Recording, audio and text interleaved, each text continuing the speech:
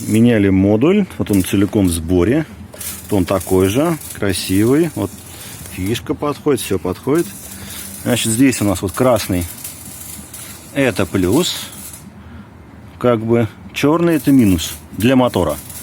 Но если его подключить, сейчас мы посмотрим. Если подключаешь, то наоборот, приходит на красный у нас минус, а на черный плюс. Работает, качает обратно топливо. Здесь вот он минус. А здесь плюс. Не, вот так вот фишка. Ее по-другому не поставишь. Тут наоборот перепутанная. Да фишка мелкая, блин. Ты думаешь, перепутано? Но вот здесь минус.